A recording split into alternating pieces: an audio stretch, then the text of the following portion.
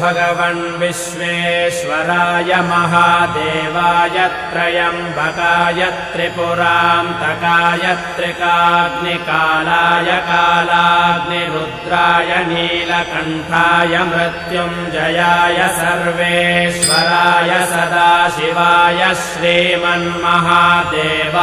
नमः।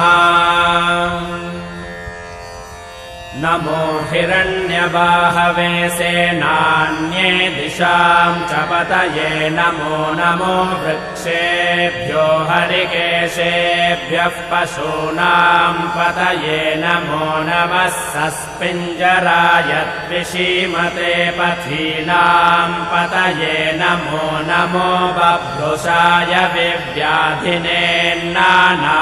पतये नमो नमो हरिकेशाय योपवीतिने पुष्टानां पतये